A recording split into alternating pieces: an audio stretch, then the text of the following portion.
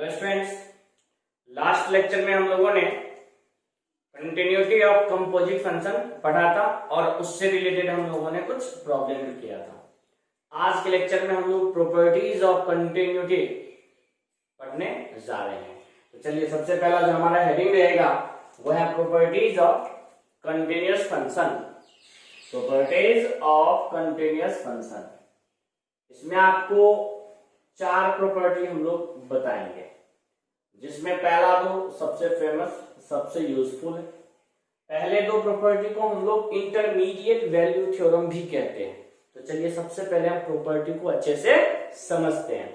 First property कहता है कि if fx is continuous in a, b close interval में, यानी कि एक फंक्शन दे रखे हैं fx जो कि कंटिन्यूअस है, a और b दो क्लोज इंटरवल है उसके बीच में, and f of a and f of b have opposite signs, और f of a का मान और f of b का मान जो है वो अपोजिट है। कहने का मतलब, अगर f of a पॉजिटिव तो f of b नेगेटिव, और अगर f of a नेगेटिव तो f of b पॉजिटिव, यानी कि जस्ट उसका अपोजिट होना चाहिए। Then there is at least one point c इन a, b। तब ये बोला जा रहा है कि a और b के बीच में कम से कम, एटलीस्ट का मतलब होता है कम से कम, एक ऐसा पॉइंट c माने हैं, आप कुछ भी मान सकते हो, तो c जरूर आएगा जिस टाइम पे f ऑफ c का वैल्यू क्या होगा, तो 0 होगा। ये है हमारा प्रॉपर्टी। चलिए, इसको ग्राफिकल मेथड से, ग्राफ में हम लोग समझते हैं।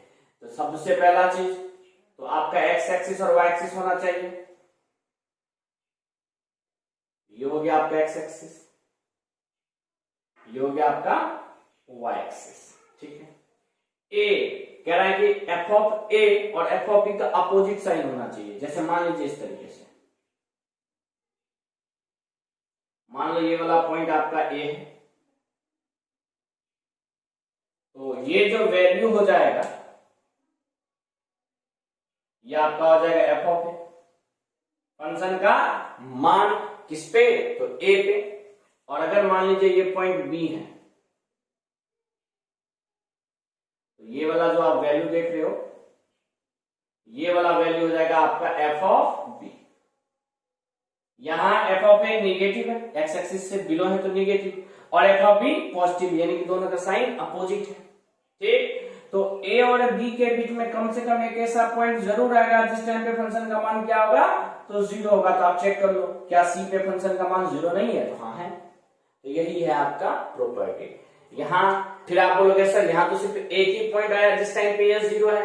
आपने तो बोला कि एटलीस्ट 1 का मतलब होता है कम से कम, तो कम से कम कहने का मतलब सर यहाँ एक से अधिक भी तो हो सकता है, तो ऑफ कोर्स एक से अधिक हो सकता है। जैसा कि आपका वाई एक्सिस, ये आपका एक्स एक्सिस, और हम लोग एक नया ग्राफ प्लॉट करते हैं कुछ इस तरीके का।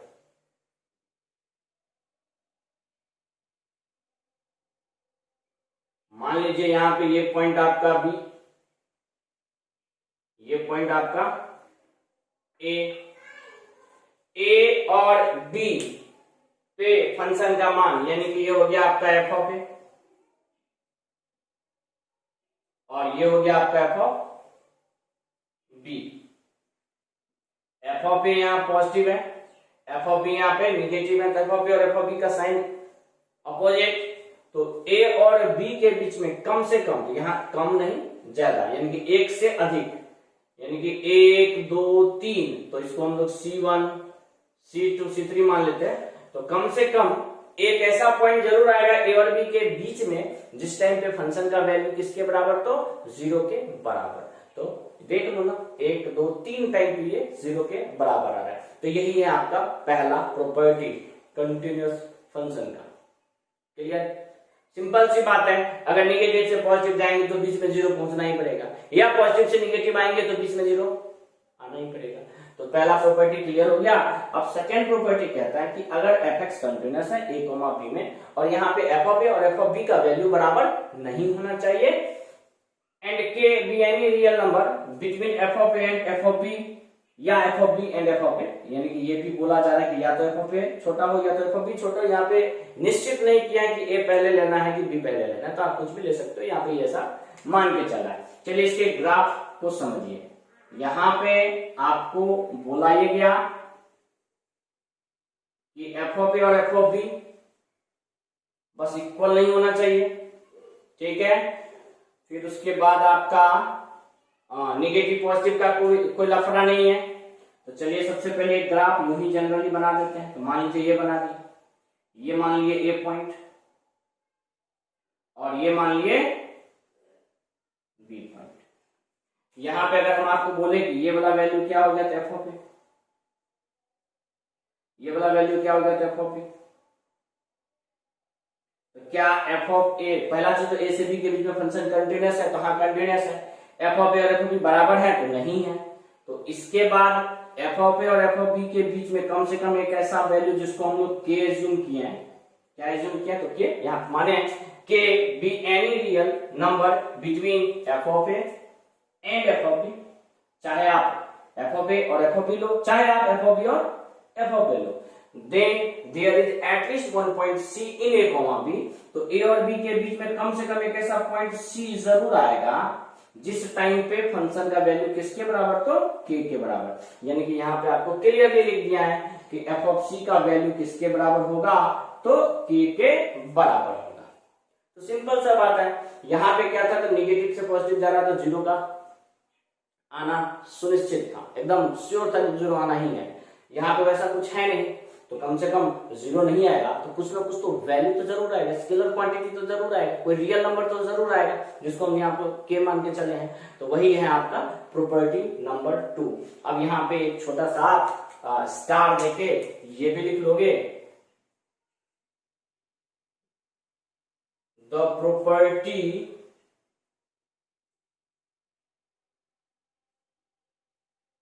First and second is known as intermediate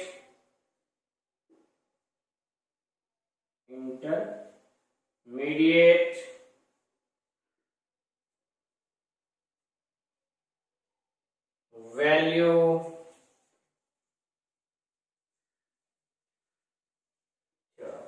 यानी कि इंटरमीडिएट वैल्यू थ्योरम, इसी प्रॉपर्टी वाला प्रॉपर्टी 2 को कहते हैं। तो ये तक था आपका थ्योरी। नहीं, अब इससे रिलेटेड हम लोग कुछ प्रॉब्लम करते हैं।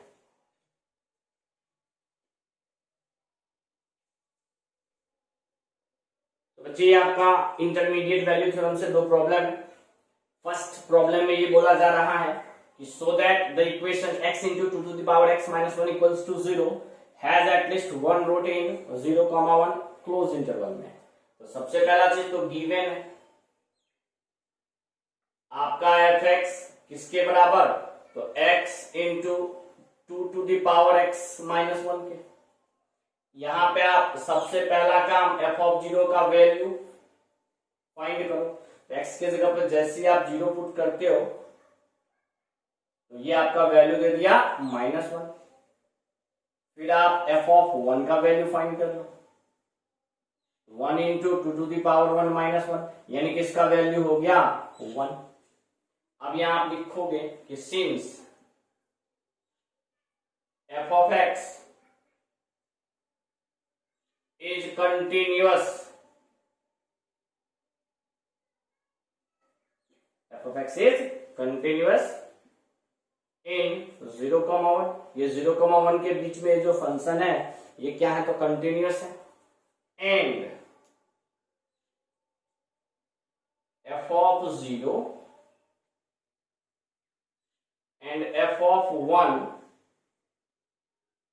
has opposite sign। और f of 0 और f of 1 का क्या है? तो opposite sign.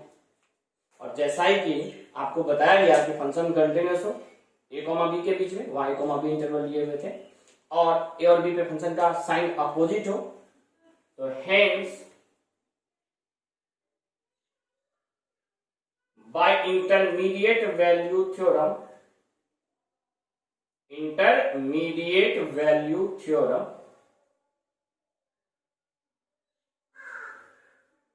intermediate value theorem, there is at least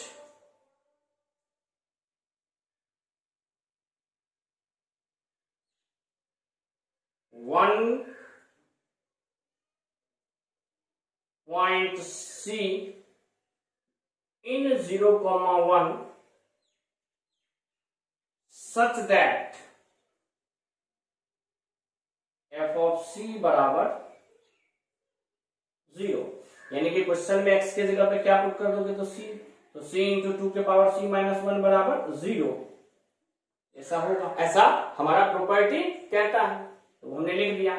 अब यहाँ पे ये जो c है ये तो आप x के जगह पे लिखे हो ना, तो लास्ट में आप लिख दोगे कि therefore x इंटू 2 के पावर x माइनस 1 बराबर 0 has at least one root in 0,1 root. यही चीज आपको क्या करना था, तो प्रूव करना था। जैसे ही फंक्शन का वैल्यू 0 हो जाए तो x का एक वैल्यू तो आएगा।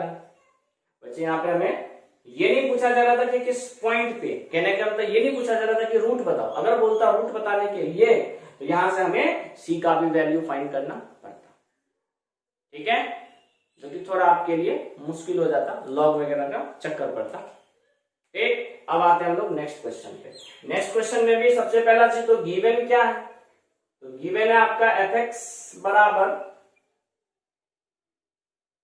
2 tan x प्लस 5x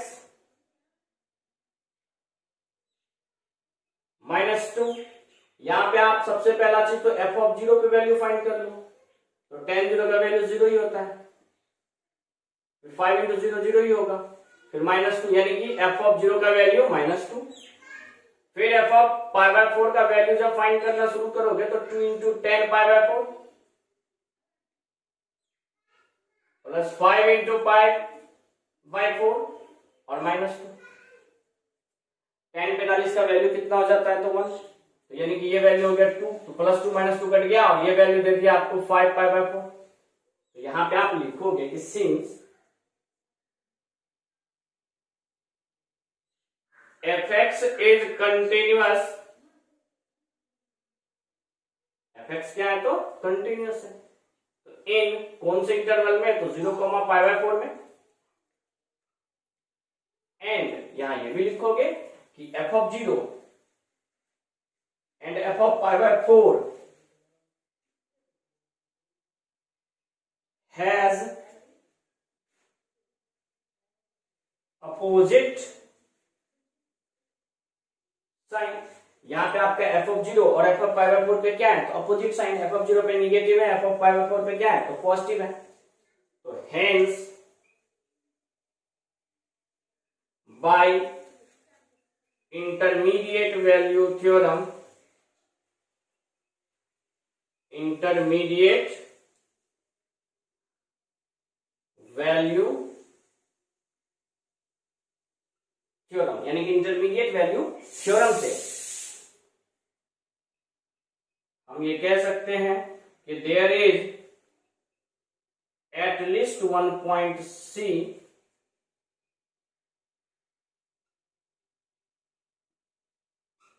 कहां पे, तो इन 0,π/4 में सच दैट, जिस पे आपको f ऑफ c का वैल्यू क्या हो जाएगा, तो 0 के बराबर। अब f ऑफ c 0, तो फंक्शन में x के जगह पे आप क्या पुट कर दोगे, तो c पुट कर दोगे और आपका क्वेश्चन हो जाएगा 2 tan c प्लस 5c -2 बराबर 0। यहां हमें ये नहीं बोला जा रहा था कि c का वैल्यू फाइंड करो, तो बस यहीं पे लास्ट में लिख देंगे कि therefore 2 tan x - 5x plus 2 -2 बराबर 0 हैज एट लीस्ट 1 रूट इन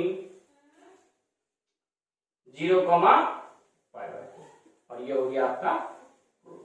तो इसी तरीके से इंटरमीडिएट वैल्यू थ्योरम का अगर क्वेश्चन आता है तो हमें प्रूव करना पड़ेगा। तो चलिए आप पहले इसको नोट कीजिए, इससे आगे हम लोग और प्रॉब्लम देखते हैं।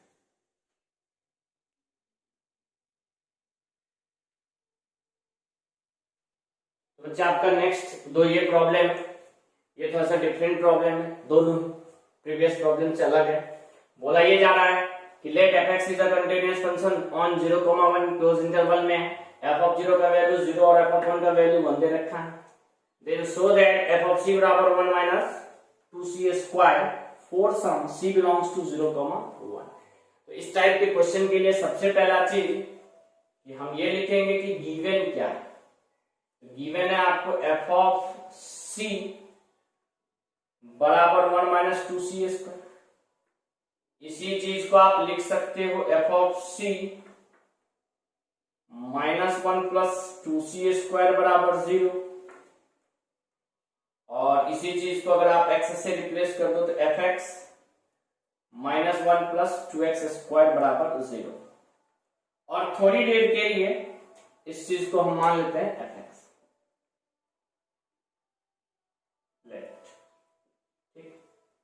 एफ एक्स ना, एफ एक्स तो यूज है ना, तो जी एक्स मान लो, ठीक है। अब यहाँ पे हम लोगों को ये दिख गया कि लेट जी एक्स बराबर, जी एक्स आपका क्या चीज है, तो एफ एक्स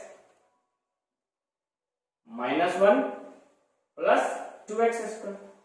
यहां पे आप जी ऑफ 0 का वैल्यू फाइंड करो, तो जी ऑफ 0 का वैल्यू 0 रखने पे हो जाएगा आपका एफ ऑफ 0 माइनस 1 प्लस 0, क्योंकि 0 का स्क्वायर 0 ही होगा, और एफ ऑफ 0 का वैल्यू क्या दे रखा है बच्चे, तो 0, तो ये सीधे आपका बच गया माइनस 1। जी ऑफ 0 के बाद आप जी ऑफ 1 का वैल्यू फाइंड कर लीजिए। जी ऑफ 1 पे हो जाएगा आपका f of 1 minus 1 plus 2। F of 1 का वैल्यू किसके बराबर दे रखा है, तो 0 के बराबर, तो इस टोटल का वैल्यू क्या बच गया, तो 1। हमने यहाँ क्या देखा कि जी ऑफ 0 का वैल्यू निगेटिव है और जी ऑफ 1 का वैल्यू पॉजिटिव है, तो यहां लिखेंगे कि since g of x is continuous in 0,1, and ये भी लिख लेंगे कि g of 0 and g of 1 has opposite sign. और यहां पे जी ऑफ 0 और जी ऑफ 1 में क्या है, तो अपोजिट साइन है। तो अब आपको याद आया कौन सा थ्योरम, तो इंटरमीडिएट वैल्यू थ्योरम। तो यहां ये भी लिख दो कि by intermediate value theorem, by intermediate value theorem, intermediate value theorem.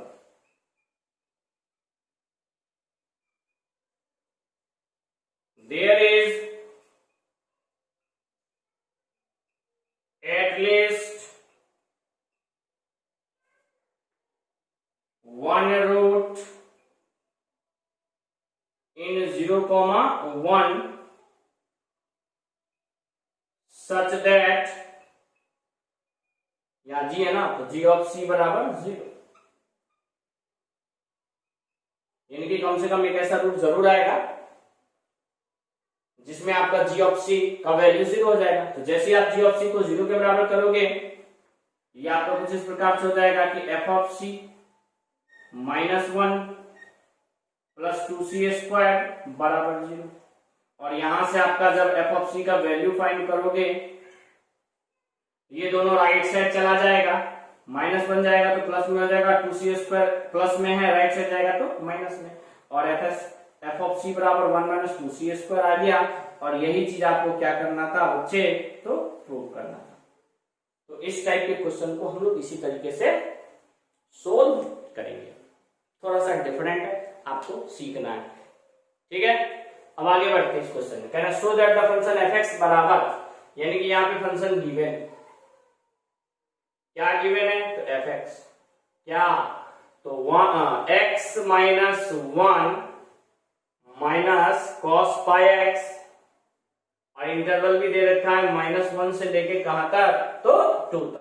अब यहाँ पे आपको बचे, अच्छा एक चीज यहाँ पे और सही कर लीजिए, क्वेश्चन में आपको ये माइनस नहीं है, ये 1 है। तो जैसा ही आपने एफ एक्स लिखा, एफ एक्स के बाद आपको यहाँ पे वैल्यू फाइंड करना है एफ ऑफ 1, एक्स की जगह 1 तो 1 -1 माइनस कॉस पाई, 1 - 1 तो ये चलिए कट के 0 ही हो गया, और कॉस पाई का जो वैल्यू होता है वो होता है -1, तो इस प्रकार से इसका वैल्यू f(1) का वैल्यू 1 आ गया। एंड यहां पे आप वैल्यू फाइंड कर लीजिए f(2) का, ये हो गया 2 - 1 माइनस cos 2 पाई, cos इवन पर वैल्यू 2 - 1 माइनस cos 2 पाई का वैल्यू 1 होता है, तो इसका वैल्यू यहां से क्या आ गया बच्चे आपका 0, इसका वैल्यू आपका यहां से क्या आ गया तो 0। अब जैसे ये वैल्यू 0 आया तो आप यहां लिखोगे कि since fx is continuous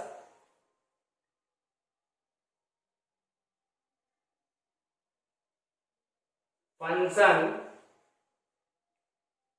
in 1,2, fx तो कंटिन्यूअस है 1,2 के बीच में, एंड और हमने क्या देखा, अच्छा इस क्वेश्चन में ये भी दे रखा है कि 1,2 के बीच में टेक्स ऑन द वैल्यू 1/2, और हम ये लिख सकते हैं कि 1/2 लाइज बिटवीन, 1/2 जो है वो क्या कर रहा है, तो लाई कर रहा है किसके बीच में, तो f(1) एंड f(2) के बीच में, यानी कि ये आपको इंटरमीडिएट वैल्यू थ्योरम का प्रॉपर्टी नंबर 2 से रिलेटेड है। तो हम लोग यहां लिखेंगे कि hence by intermediate value theorem, intermediate value theorem, intermediate value theorem के अनुसार there is at least 1 point C, there is at least 1 point C in 1,2, 1,2 के बीच में, such that f(c) बराबर 1/2, यानी कि उसी के, यानी कि कांस्टेंट के स्केलर क्वांटिटी के बराबर होता है। यहाँ स्केलर क्वांटिटी हम लोग का 1/2 है, तो 1/2 के बराबर हो जाएगा।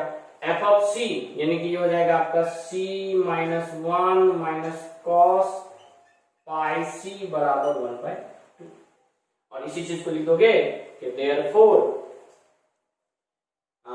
fx जो कि आपको क्या है तो बराबर है x - 1 माइनस cos पाई x के, अरे ये तो f(c) था इसीलिए x की जगह पे c लिखा, लेकिन मेन तो हमें fx को लेके चलना है, तो fx बराबर x - 1 माइनस cos पाई x, जो कि आपको किसके बीच में, तो 1 से 2 के बीच में, क्लोज इंटरवल के बीच में लाई कर रहा है। तो लिख देंगे this takes on the values 1/2,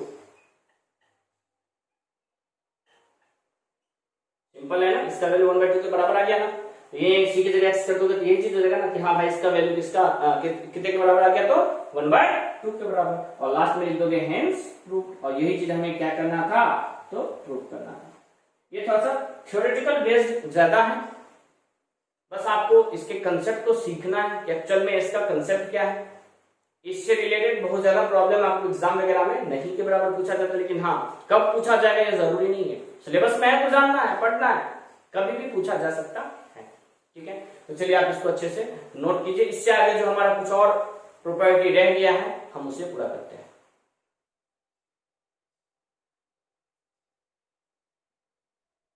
बच्चे उससे आगे जो प्रॉपर्टीज ऑफ कंटिन्यूअस फंक्शन है उसमें तीसरा ये पॉइंट है आपका कि अगर मान लीजिए इफ fx कंटिन्यूअस है a, b के बीच में, then fx has least and greatest value on a, b। इसका मतलब ये हो गया कि मान लीजिए कि एक फंक्शन दे रखा है जिसका ग्राफ कुछ इस प्रकार से है,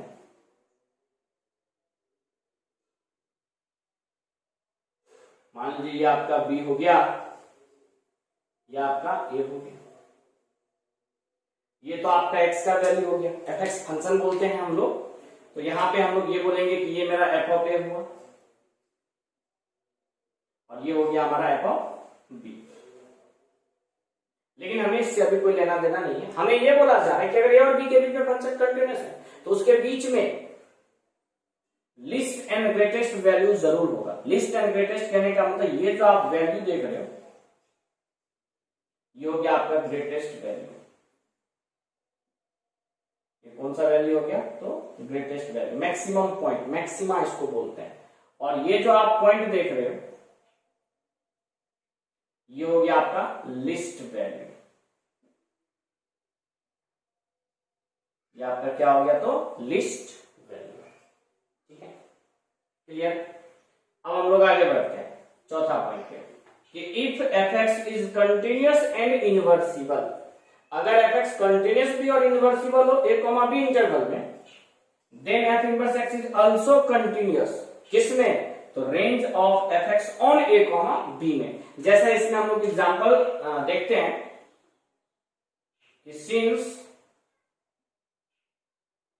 sin x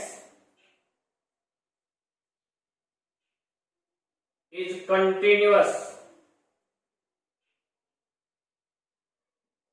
function, continuous and inversible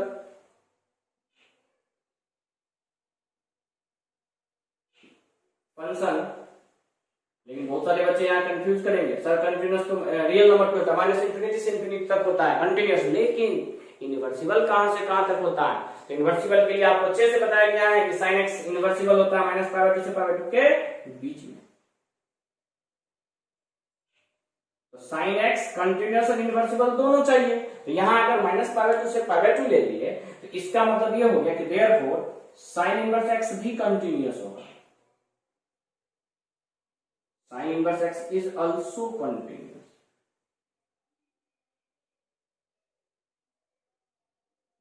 इन कहां पे?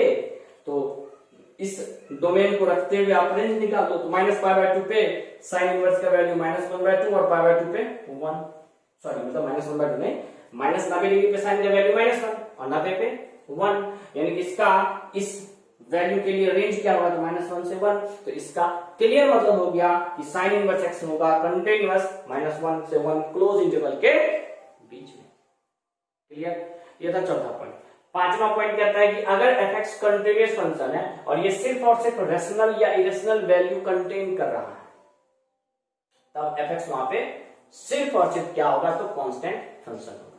फिर बोलो सर ये क्या बोले, कुछ पल्ले नहीं पड़ा। तो क्वेश्चन देखते हैं, उसी से रिलेटेड हमने एक प्रॉब्लम भी लिखा है। क्या है प्रॉब्लम? कि let f x be continuous function defined for 1 से लेके 3 तक, 1 से लेके 3 तक के बीच में एफ एक्स क्या है? तो कंटिन्यूअस फंक्शन है। If f(x) takes rational value for all x, और हमेशा रेशनल वैल्यू लेता है, तो यहां मान लेंगे कि लेट f(x) बराबर के, क्योंकि यहां पे बोल रखा है ना कि f(x) हमेशा रेशनल वैल्यू ले रहा है। किसके लिए? तो फॉर ऑल x के लिए। फॉर ऑल का सिंबल ये होता है, तो for all x belongs to, और रेशनल नंबर को हम लोग q लिख सकते हैं। क्या लिख सकते हैं? q। और यहाँ पे ये भी दे रखा है कि f(2) का वैल्यू 10 है, तो f(1.5) का वैल्यू फाइंड करो। तो सबसे पहले यहाँ पे आप क्या करोगे? तो पुट कर दोगे। क्या पुट कर दोगे? तो पुट x बराबर 2, x बराबर 2 पुट करने से ये हो जाएगा आपका f(2) बराबर k। आपको पता है कि f(2) का वैल्यू क्या दे रखा है? तो 10। तो इसका मतलब यहाँ से k का वैल्यू किसके बराबर? तो 10 के बराबर। देयरफॉर ये जो आपका f(x) जो कि k के बराबर है, यहाँ से f(x) का वैल्यू हो जाएगा 10। जैसे ही f(x) का वैल्यू 10 हो गया, आप क्या करो? तो पुट करो। क्या पुट करो? तो x के जगह पे 1.5 पुट करो, और जैसे ही x के जगह पे 1.5 पुट करोगे तो f(1.5) का भी वैल्यू वही कांस्टेंट जो 10 है ना, वही कांस्टेंट हो जाएगा। और यहीं पे आपका इंटरमीडिएट वैल्यू थ्योरम कंप्लीट होता है। तो चलिए आप इसको पहले बढ़िया से नोट कीजिए।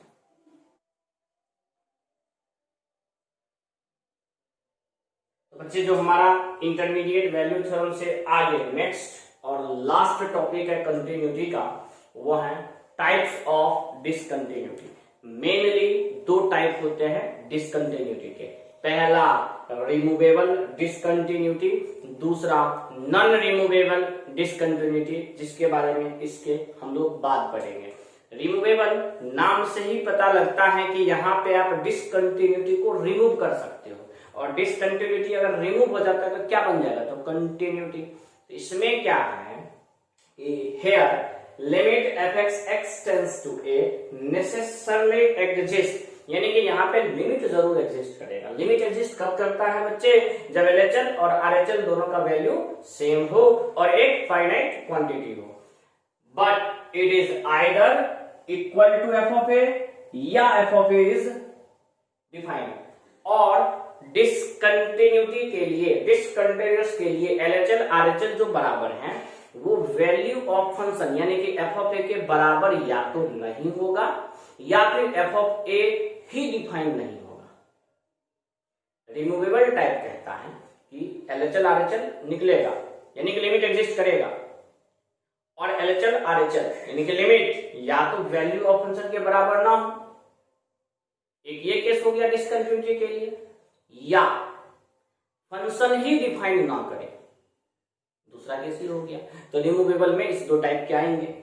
फिर बोला जा रहा है कि इन this case therefore it is possible to redefine the function in such a manner that limit f(x) tends to a बराबर f of a, यानी कि इस टाइप के फंक्शन को हम लोग कंटिन्यूअस बना सकते हैं, ऐसा इसमें बोला गया है। ठीक, जैसा कि आपको बोले कि ये कितने टाइप के, तो दो टाइप के। इसमें भी यानी कि रिमूवेबल में भी दो टाइप। पहला टाइप है मिसिंग पॉइंट डिसकंटिन्यूटी, तो इसमें लिखेंगे कि इन this case, in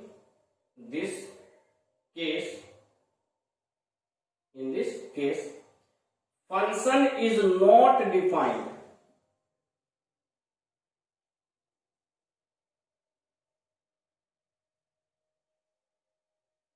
at x बराबर है, यानी कि इस केस में उस पॉइंट पे फंक्शन ही डिफाइन नहीं करेगा। ठीक, इस केस में क्या होगा, फंक्शन भी डिफाइन करेगा, लिमिट एग्जिस्ट करेगा, लेकिन दोनों आपस में बराबर नहीं होगा। इसमें लिख लेंगे इन दिस केस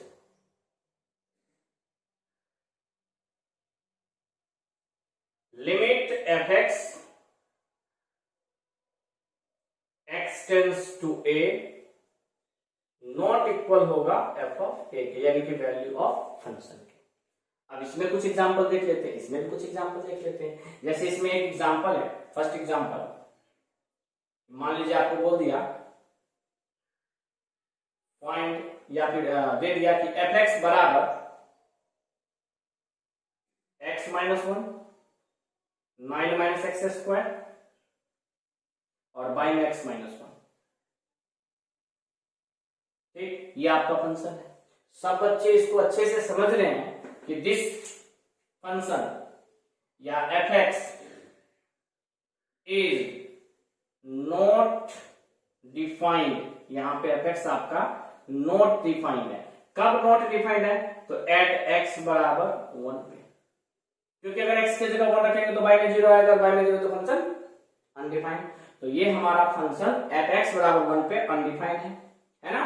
और अगर ये अनडिफाइंड है और आपको तो ये बोला गया है कि इसको आप, जो आपका डिसकंटिन्यूअस है, तो कंटिन्यूअस बना सकते हो। ठीक, तो वो कैसे, तो अगर हम यहाँ पे x माइनस वन न्यूमरेटर और डिनोमिनेटर से कैंसिल कर दे तो आपका क्या बचेगा, 9 माइनस एक्स स्क्वायर। बस आपको यहाँ ये ध्यान रखना है कि x का वैल्यू किसके बराबर नहीं हो, तो 1 के बराबर नहीं हो। अब जैसे 9 माइनस एक्स स्क्वायर, ये एक प्रकार का पैराबोला का ग्राफ हो गया, और इसका जो ग्राफ बनेगा बच्चे कुछ इस तरीके से बनेगा।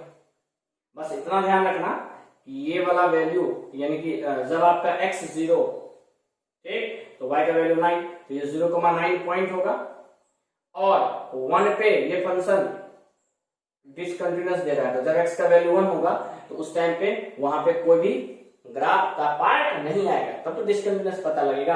यानी कि ये हमेशा इसका ग्राफ प्लॉट कर सकते हैं x बराबर 1 के। ठीक है, ये सही है। तो यही होता है आपका मिसिंग पॉइंट डिसकंटिन्यूटी, यानी कि इस फंक्शन में एक सिर्फ 1 क्या हो गया, तो मिस हो गया। अब जैसे किसी में सेकेंड एग्जांपल देख लेते हैं। जैसे मान लो f(x) बराबर दे दिया x² - 4, बाय मैक्स माइनस 2। ये भी आपका क्या है, इज डिसकंटिन्यूअस किस पे, तो सिंपल सी बात है, आपको हमेशा समझाएं कि जब भी डिसकंटिन्यूअस के बारे में पूछे तो देखो फंक्शन अनडिफाइन होना चाहिए। फंक्शन अनडिफाइन कब होगा, जब i में 0 होगा। तो इज डिसकंटिन्यूअस एट x बराबर सिंपल वर्ड में लिख दोगे 2, यानी कि ये डिसकंटिन्यूअस है, लेकिन इसको कंटिन्यूअस बनाया जा सकता है। कैसे, तो fx बराबर एक्स स्क्वायर माइनस 4 को x माइनस 2 और x प्लस 2 लिखो बाय में x minus 2, x minus 2 cancel हो गया तो क्या बच गया x प्लस 2, यानी कि fx बराबर x प्लस 2 पोलिनोमियल है, कंटिन्यूअस होगा। बस ध्यान रखना कि इसमें x का वैल्यू 2 के बराबर नहीं होना चाहिए। तो ये हो गया आपको रिमूवेबल डिसकंटिन्यूटी का पहला टाइप, मिसिंग पॉइंट डिसकंटिन्यूटी। अब आते हैं आइसोलेटेड में। आइसोलेटेड में क्या है, तो वैल्यू आपका वेरी करेगा, आइसोलेट करेगा।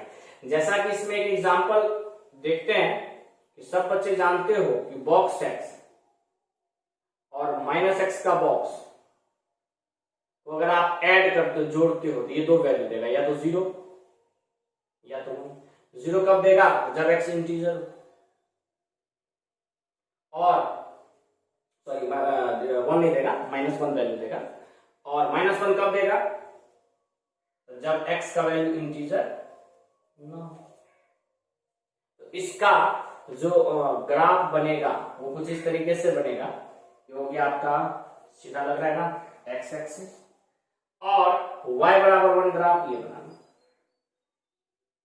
1 नहीं -1, फिर से वही गलत। हाँ, फंक्शन का मान 0 कब कब, तो जब तक इंटीजर है, इंटीजर यानी कि 0 पे 0 होगा, 1 पे 0 होगा, 2 पे 0 होगा, 3 पे 0 होगा, 4 पे 0 होगा, -1 पे 0 होगा, -2 पे 0 होगा, -3 पे 0 होगा। और हाँ, इसके अलावा हमेशा क्या होगा, तो -1 होगा। तो ये क्या हो रहा है, कभी आपका 1 आ रहा है तो कभी आपका कभी आपका 0 आ रहा है तो कभी -1 आ रहा है। आइसोलेट ही करना होगा ना, बदलना, कभी 0 कभी -1, 0 कब तो इंटीजर पे, -1 कब तो इंटीजर जब नहीं रहेगा। ठीक, तो ये आपका है आइसोलेटेड पॉइंट डिसकंटिन्यूटी, जिसमें लिमिट एग्जिस्ट कर रहा है लेकिन वैल्यू ऑफ फंक्शन के बराबर नहीं आ रहा है। ठीक है, तो आप इसको पहले अच्छे से नोट कीजिए। रिमूवेबल के बाद हम लोग जो दूसरा टाइप पढ़ेंगे वो है नॉन रिमूवेबल डिसकंटिन्यूटी।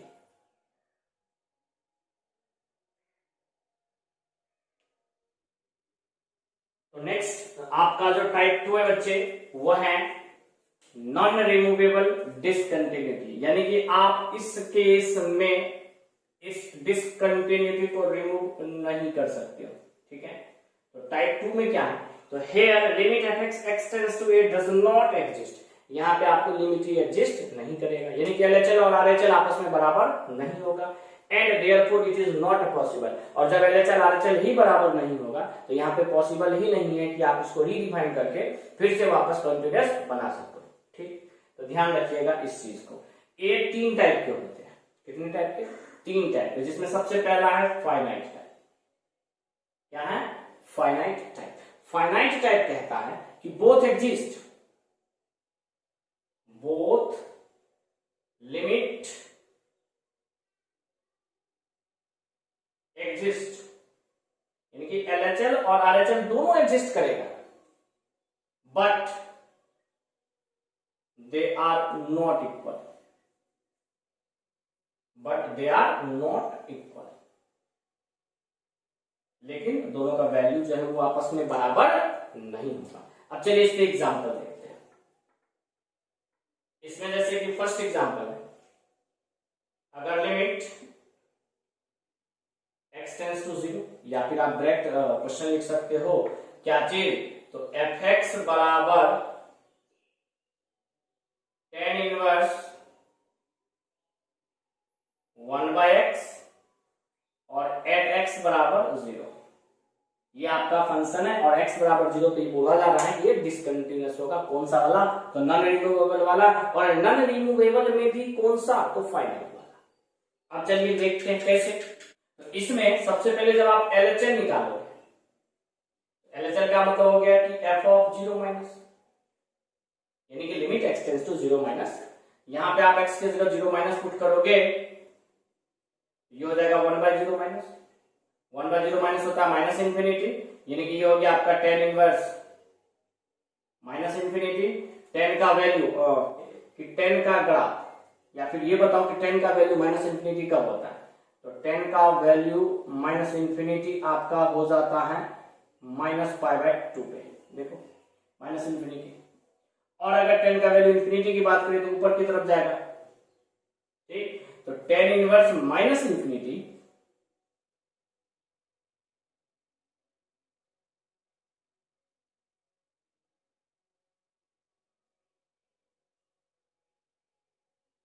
हो जाएगा आपका किसके बराबर, तो -π/2।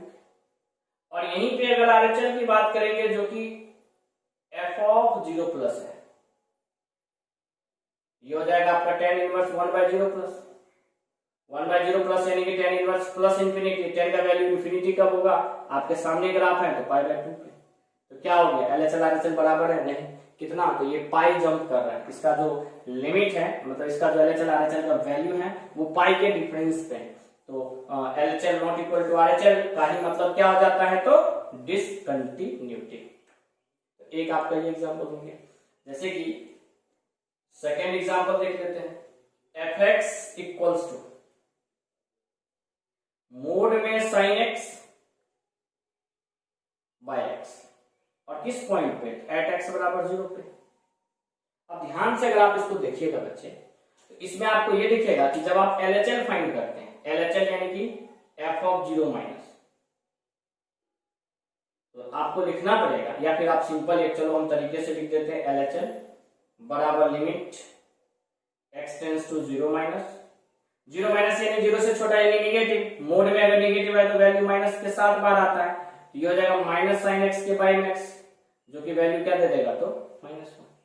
यहीं पे अगर हम RHL की बात करें, ये हो जाएगा limit x tends to 0 plus, ये हो गया आपका 0 प्लस, तो मोड के अंदर में पॉजिटिव, तो पॉजिटिव वैल्यू रहेगा, और साइन एक्स बाई एक्स का वैल्यू सीधे 1।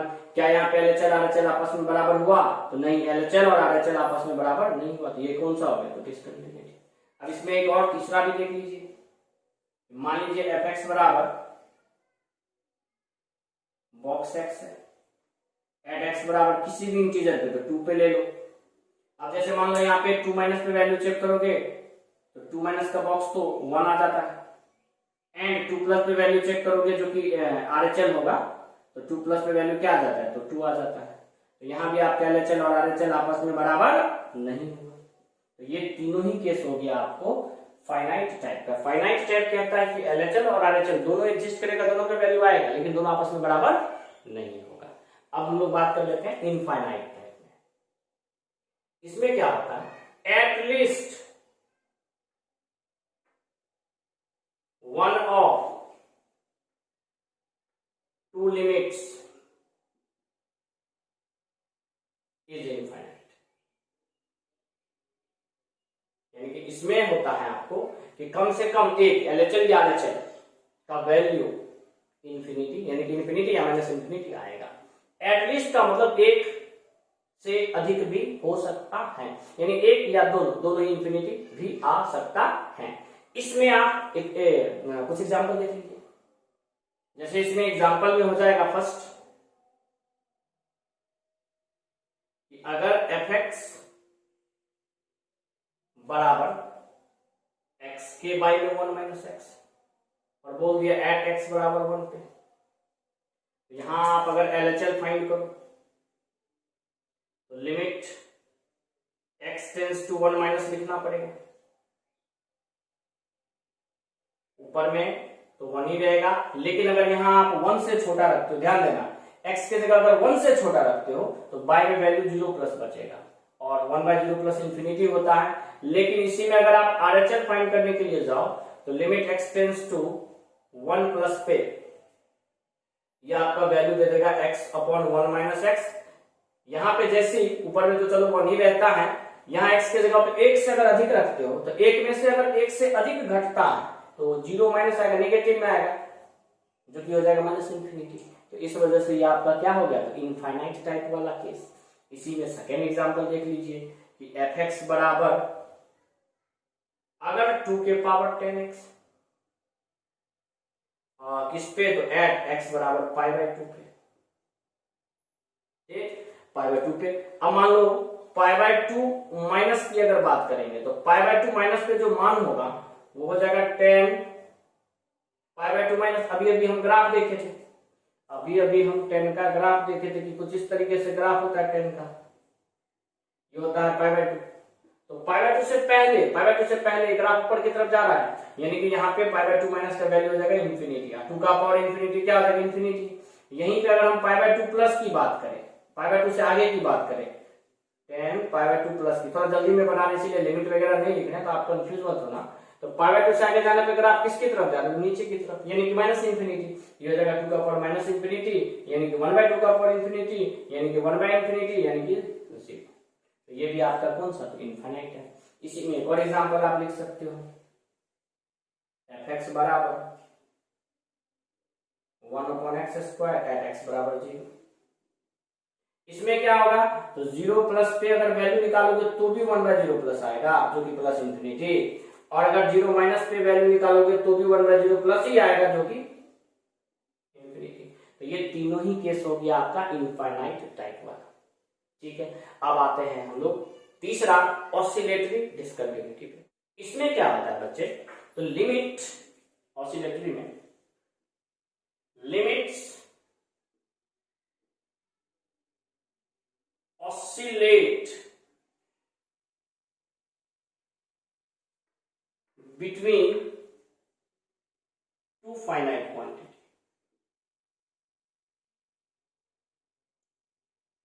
यानी कि लिमिट का जो मान है दो फाइनाइट क्वांटिटी के बीच में ऑसिलेट करेगा।